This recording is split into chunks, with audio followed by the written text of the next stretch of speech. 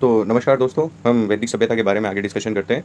इससे पूर्व वीडियो में मैंने राजनीतिक जीवन है उसके बारे में आपको पूरा बताया था। इस वीडियो में हम विवाह एवं स्त्रियों की दशा के बारे में डिस्कशन करेंगे और छुआछूत के बारे में भी डिस्कशन किया था कि प्राचीन जो हमारा वैदिक कल्चर था उसमें छुआछूत की बीमारी नहीं थी, जो आज पूरे समाज में वर्णित होती है। तो स्त्रियों की दशा देखते हैं वैदिक उस ज़माने में। सामान्यतः एक विवाह की प्रथा थी, यद्यपि बहुविवाह का भी उल्लेख मिलता है। तो एक विवाह की प्रथा सामान्यतः पाई जाती थी वैदिक कल्चर में। इस काल में बाल विवाह की प्रथा नहीं थी, युवा अवस्था में कन्या का विवाह होता था। मतलब बाल विवाह का सिस्टम जो अभी काफ़ी फैला हुआ है, वो उस समय एग्जिस्ट नहीं करता था। मतलब युवा अवस्था में ही कन्या का विवाह होता था। इस काल में दहेज प्रथा भी विद्यमान थी, जिसे वहतु कहा जाता था। दहेज प्रथा को वहतु कहा जाता था। तो दहेज प्रथा जरूर विद्यमान थी उस समय भी।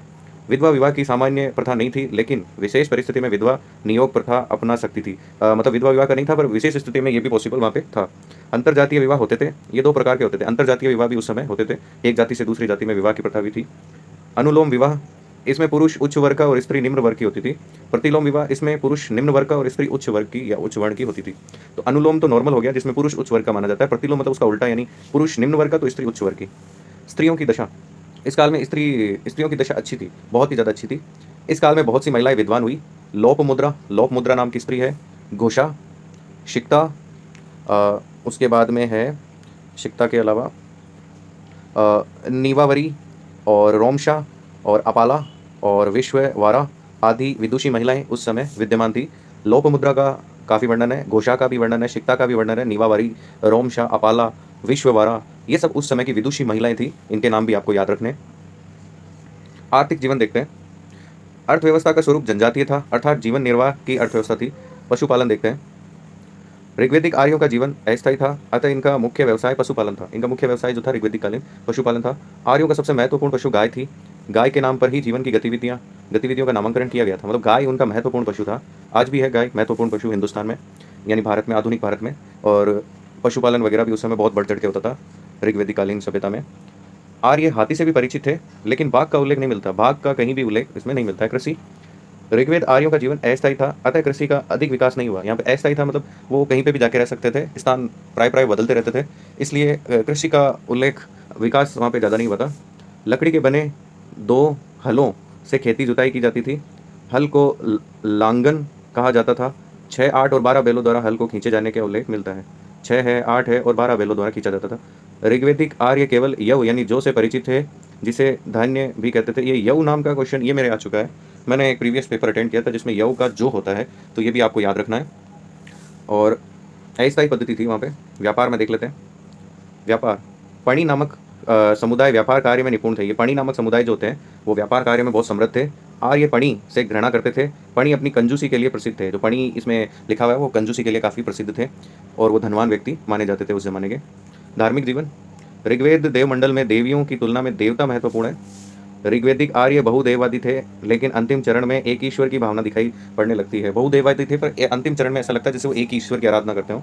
ऋग्वेद में कुल 33 देवी देवताओं का उल्लेख है, जिन्हें आकाशवासी, अंतरिक्षवासी और पृथ्वीवासी 3 श्रेणियों में विभक्त किया गया है।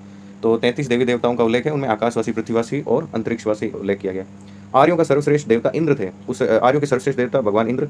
इंद्र को पुरंदर भी कहा गया है। ऋग्वेद में इंद्र की स्तुति 250 सूक्त रचे गए। इंद्र की स्तुति में 250 सूक्तों की रचना की गई ऋग्वेद के अंदर। वरुण सर्वाधिक आचरण वाले देवता थे। इन्हें सृष्टिकर्ता भी कहा गया, वरुण देवता को सृष्टिकर्ता भी कहा गया है। भगवान इंद्र सर्वश्रेष्ठ देवता थे। पुरंदर इनको कहा गया है।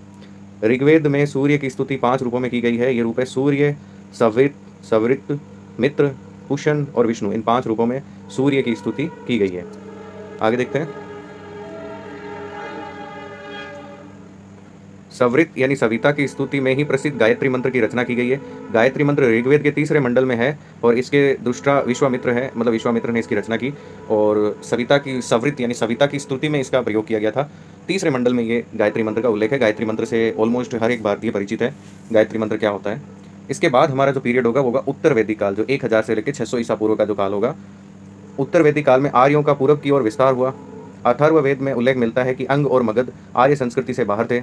सतपथ ब्राह्मण में सदानीरा यानी गंडक एवं रेवोतरा यानी नर्मदा नदी का उल्लेख मिलता है। सदानीरा का मतलब गंडक रिवर और रेवोतारा मतलब नर्मदा रिवर। ये भी बहुत पुराने नाम है इनका, सदानीरा और रेवोतरा।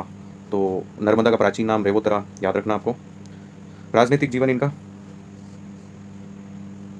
राजनीतिक जीवन, भरत एवं पुरु कबीले आपस में मिलकर कुरु राज्य का निर्माण किया। भरत और पुरु कबीले ने मिलकर आपस में कुरु राज्य का निर्माण। इसी प्रकार कृवि और तुर्वश ने मिलकर पांचाल राज्य का निर्माण किया। तो कृवि और तुरुष ने मिलकर पांचाल और भरत और पुरु राज्य ने मिलकर कुरु राज्य का निर्माण किया।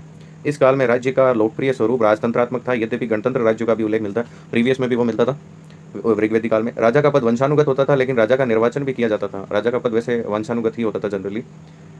राजा की जो सहायता है उसके लिए सभा और समिति नामक परिषदें होती थी। सभा और समिति। अथर्ववेद में सभा एवं समिति को प्रजापति की दो पुत्रियां कहा गया। अथर्ववेद में कहा गया भाई सभा और समिति जो होती है प्रजापति की दो पुत्रियां हैं। सामाजिक जीवन देखते हैं, उस समय सामाजिक जीवन कैसा था, वर्ण व्यवस्था वगैरह। सामाजिक जीवन, वर्ण व्यवस्था। वर्ण व्यवस्था का वास्तविक स्थापना उत्तर वैदिक काल में हुई। इस काल में ब्राह्मण, क्षत्रिय, वैश्य और शूद्र चारों वर्णों में अंतर स्पष्ट करने के लिए भेदपरक वर्ण व्यवस्था स्थापित हुई। तो इनमें चारों में अंतर था, ब्राह्मण, क्षत्रिय, वैश्य और शूद्र में। इस काल में वर्ण व्यवस्था जटिल होने लगी और वैश्यों को अनश्य बलिकृत अर्थात कर देने वाला, वैश्यों को तो कर देने वाला कहा गया और शूद्रों को अनश्य प्रेष्य कहा गया, अर्थात दूसरों की सेवा करने वाला इसमें कहा गया। अस्पृश्यता यानी छुआछूत का उल्लेख नहीं मिलता है। शूद्र यज्ञ भी कर सकता था, शूद्र यज्ञ भी कर सकता था, ये वहाँ पे उल्लेख मिला है। इसमें देखते हैं स्त्रियों के संस्कार क्या थे उस समय, स्त्रियों की दशा उत्तर वैदिक काल में। इस काल में भी बाल विवाह का प्रचलन नहीं था। 16-17 वर्ष की आयु की कन्या का विवाह किया जाता था। सगोत्र विवाह वर्जित था, सगोत्र विवाह भी उस समय वर्जित था। इस काल में भी स्त्रियां को शिक्षा दीक्षा पूर्ण अधिकार प्राप्त था।